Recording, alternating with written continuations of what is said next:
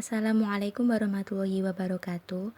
Hari ini kami akan mempresentasikan hasil kerja dari kelompok kami yang berjudul Materialitas dan Risiko Audit.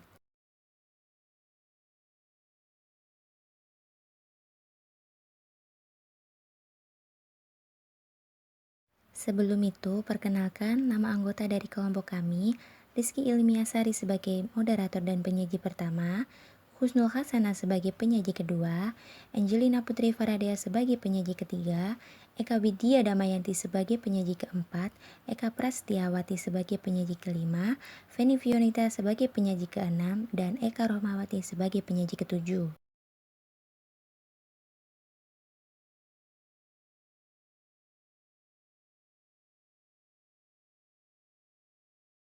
Adapun pokok pembahasan yang akan kita jelaskan pada materi kali ini, yang pertama, pengertian materialitas. Yang kedua, pentingnya konsep materialitas dalam audit atas laporan keuangan. Yang ketiga, menetapkan pertimbangan awal materialitas. Yang keempat, alokasi pertimbangan pendahuluan tentang materialitas ke segmen-segmen. Yang kelima, estimasi salah saji dengan pertimbangan awal. Yang keenam, pengertian resiko audit. Yang ketujuh, resiko audit pada tingkat laporan keuangan dan tingkat saldo akun. Yang kedelapan, pertimbangan materialitas dan risiko lainnya. Dan yang kesembilan, hubungan antara materialitas, risiko audit, dan bukti audit.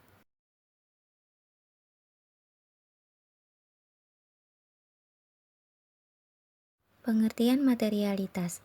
Materialitas yaitu besarnya suatu penghapusan atau salah saji informasi keuangan yang dengan memperhitungkan situasinya, di mana dapat menyebabkan pertimbangan yang dilakukan oleh orang yang mengandalkan pada informasi tersebut akan berubah atau terpengaruh oleh penghapusan atau salah saji tersebut.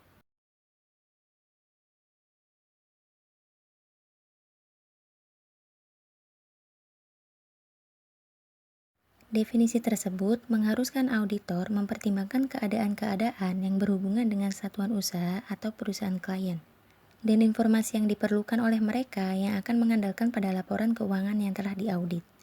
Karena tanggung jawab menentukan apakah laporan keuangan salah saji secara material, auditor diharuskan berdasarkan temuan salah saji yang material dengan menyampaikan hal itu kepada klien sehingga bisa dilakukan tindakan koreksi.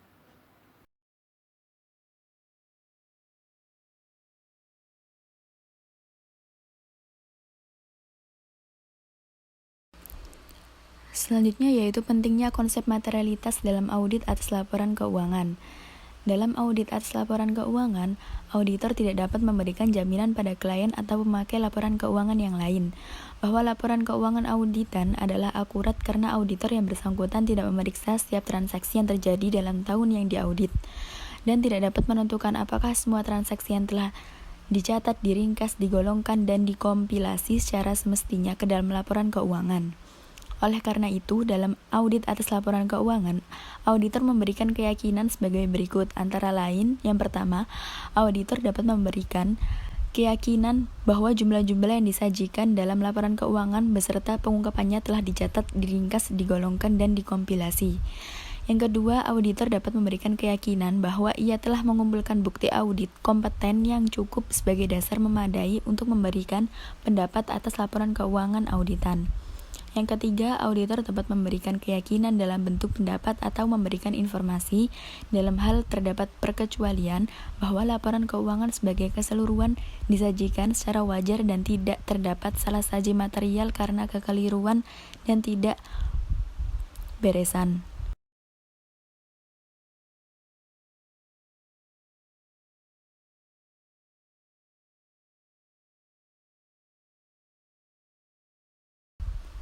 Selanjutnya yaitu menetapkan pertimbangan awal materialitas.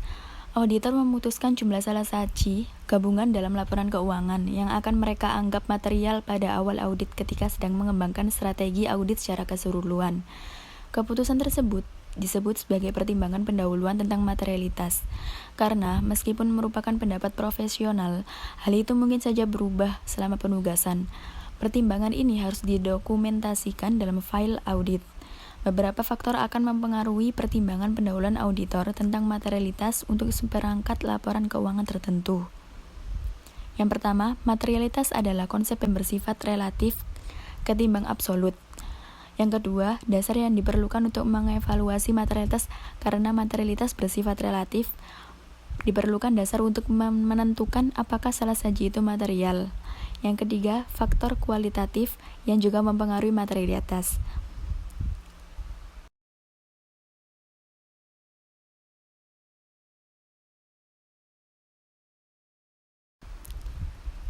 Selanjutnya yaitu lanjutan menetapkan pertimbangan awal materialitas. Dalam perencanaan suatu audit, auditor harus menetapkan materialitas pada dua tingkat berikut ini. Antara lain, yang pertama materialitas pada tingkat laporan keuangan. Laporan mengandung salah saji material jika laporan tersebut berisi kekeliruan atau kecurangan yang dampaknya secara individual atau secara gabungan. Yang kedua, materialitas pada tingkat saldo akun. Dalam mempertimbangkan materialitas ini, pada tingkat saldo akun, auditor harus mempertimbangkan hubungan antara materialitas tersebut dengan materialitas laporan keuangan.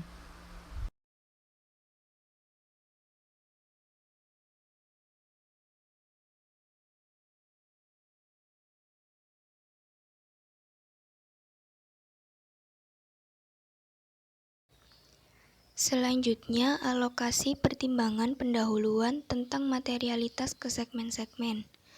Alokasi pertimbangan pendahuluan tentang materialitas ke segmen-segmen perlu dilakukan karena auditor mengumpulkan bukti per segmen, dan bukan untuk laporan keuangan secara keseluruhan.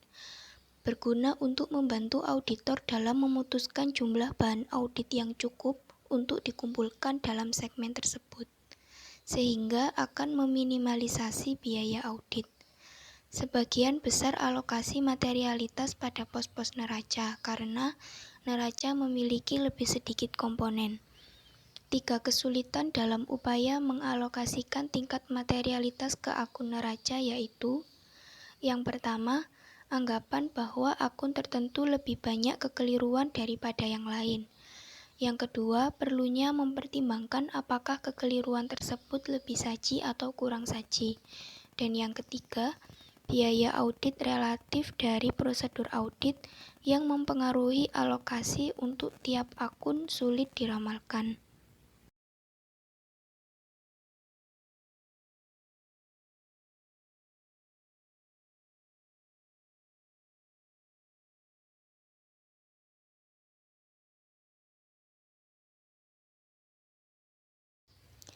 Selanjutnya, estimasi salah saji dengan pertimbangan awal. Ketika melaksanakan prosedur audit untuk setiap segmen audit, auditor membuat kertas kerja untuk mencatat semua salah saji yang ditemukan.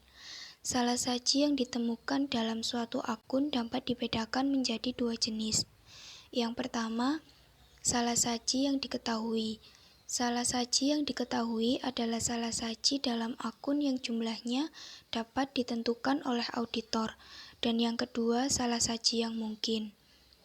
Untuk perhitungan proyeksi langsung estimasi salah saji bersih dalam sampel dibagi dengan total sampel dikalikan dengan total nilai populasi yang tercatat.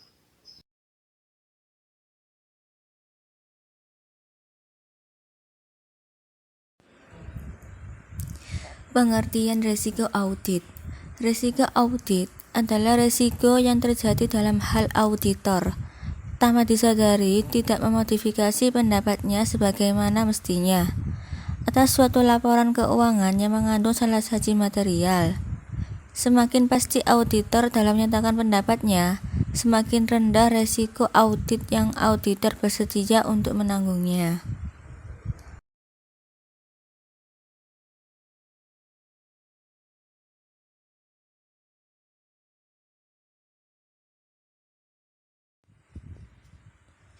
Resiko audit pada tingkat laporan keuangan dan tingkat saldo akun. Yang pertama, resiko bawaan. Penetapan auditor akan kemungkinan adanya salah saji dalam segmen audit yang melewati batas toleransi sebelum memperhitungkan faktor efektivitas pengendalian intern. Yang kedua, resiko pengendalian, yaitu ukuran penetapan auditor akan kemungkinan adanya kekeliruan salah saji dalam segmen audit yang melewati batas toleransi yang tak terdeteksi atau tercegah oleh SPI klien.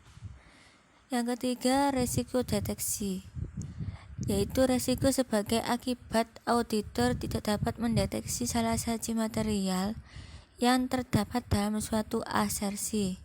Risiko ini ditentukan oleh efektivitas prosedur audit dan penerapannya oleh auditor.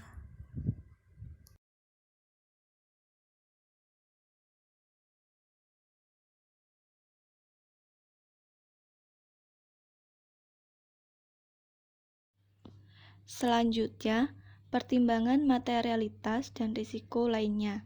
Yang pertama, risiko audit untuk segmen. Risiko audit untuk segmen meliputi 1. Risiko pengendalian atau CR dan risiko bawaan atau IR diterapkan secara spesifik untuk tiap siklus, akun, dan tujuan audit, sehingga cenderung berbeda.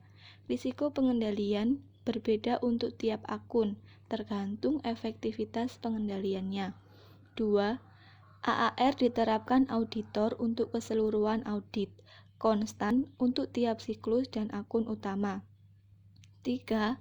CR dan IR bervariasi, sehingga risiko penemuan dan bahan bukti audit yang diperlukan juga bervariasi, tergantung situasi secara spesifik. Dan yang keempat, menghubungkan salah satu yang dapat ditoleransi dan risiko dengan tujuan audit yang berhubungan dengan saldo. IR dan JR diterapkan untuk setiap tujuan audit, tetapi tidak lazim untuk mengalokasikan materialitas pada tujuan audit, karena lebih sulit.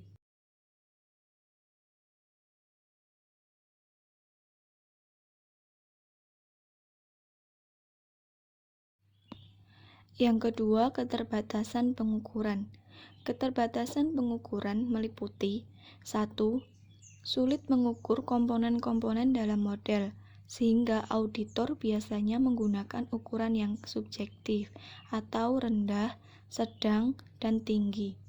Yang kedua, sulit mengukur jumlah bahan bukti yang diinginkan suatu risiko penemuan yang telah diterapkan.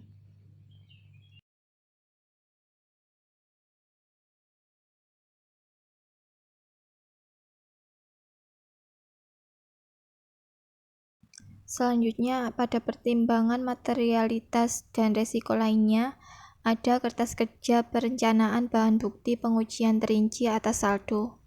Yang pertama, menghubungkan pertimbangan yang mempengaruhi bahan bukti audit dengan bahan bukti yang tepat untuk dikumpulkan. Yang kedua, kertas kerja perencanaan bahan bukti menunjukkan bahwa faktor-faktor lain harus dipertimbangkan sebelum membuat keputusan bahan bukti aktiva. Risiko yaitu ukuran ketidakpastian, dan sedangkan materialitas yaitu ukuran dalam jumlah atau besar. Jika diterapkan secara bersama, berarti pengukuran tingkat ketidakpastian dari suatu jumlah tertentu.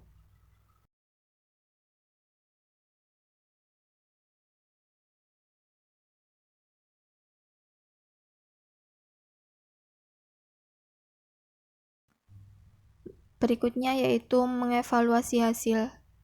Model resiko audit untuk mengevaluasi hasil sesuai SAS 47 yaitu ACAR sama dengan IR dikali dengan CR dikali dengan ACDR. ACAR sendiri yaitu atau resiko audit yang dicapai yaitu suatu ukuran resiko yang diambil audit bahwa suatu akun dalam LK secara material salah saji setelah auditor mengumpulkan bahan bukti audit. IR atau resiko bawaan yaitu faktor resiko bawaan yang telah direvisi selama audit. CR atau resiko pengendalian yaitu resiko pengendalian yang telah direvisi. ACDR atau resiko penemuan yang dicapai yaitu suatu ukuran resiko dari resiko bahwa bahan bukti audit untuk suatu segmen tidak mendeteksi salah saji melebihi jumlah yang dapat ditoleransi jika salah saji tersebut ada.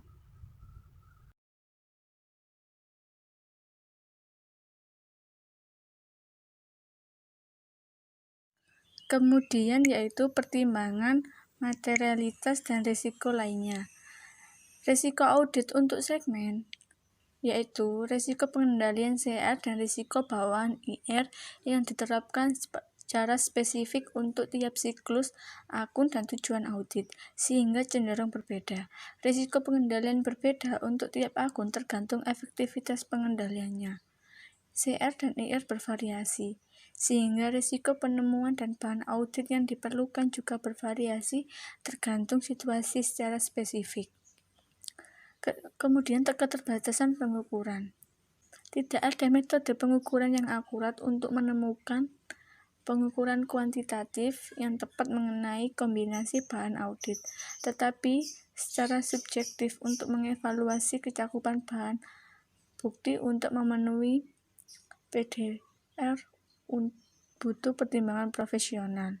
Kemudian kertas kerja perencanaan bahan audit, pengujian terinci atas saldo yang menghubungkan pertimbangan yang mempengaruhi bahan bukti audit dengan bahan bukti yang tepat untuk dikumpulkan.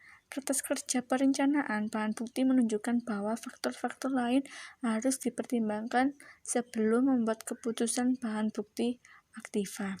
Kemudian mengevaluasi hasil, yaitu suatu ukuran dari risiko bahwa bahan audit untuk satu segmen tidak mendeteksi salah saji melebihi jumlah yang dapat ditoleransi.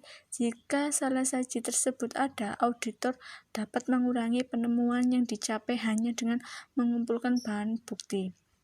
Kemudian kesimpulan pertimbangan materialitas dan risiko lainnya, yaitu auditor harus berhati-hati dalam memutuskan bahwa berdasarkan bahan bukti yang telah dikumpulkan penetapan CR atau IR semula terlalu kecil atau AAR terlalu besar.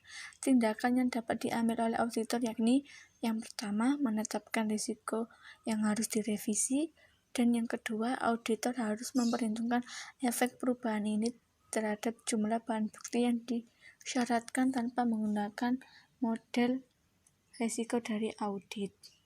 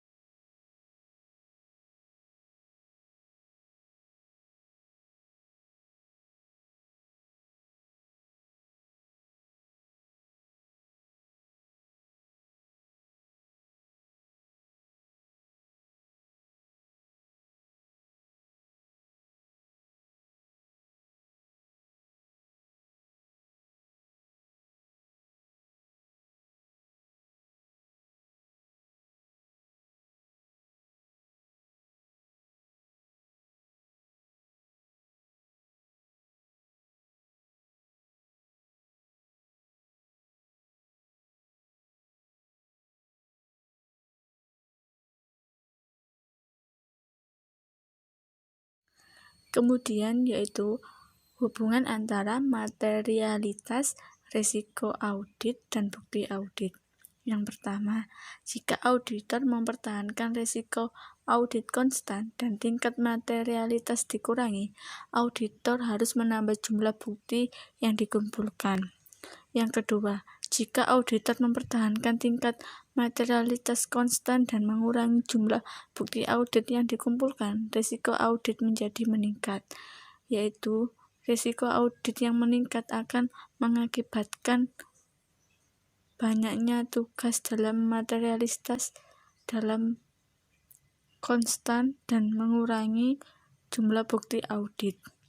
Yang ketiga, jika auditor menginginkan untuk mengurangi risiko audit, auditor dapat menempuh salah satu dari 3 cara berikut ini. Yang pertama, menambah tingkat materialitas, sementara itu mempertahankan jumlah bukti audit yang dikumpulkan. Yang kedua, menambah jumlah bukti audit yang dikumpulkan, sementara itu dengan tingkat materialitas harus dipertahankan. Yang ketiga, menambah sedikit jumlah bukti audit yang akan dikumpulkan dan menambah tingkat materialitas secara bersama-sama. Sekian presentasi dari kelompok kami. Wassalamualaikum warahmatullahi wabarakatuh.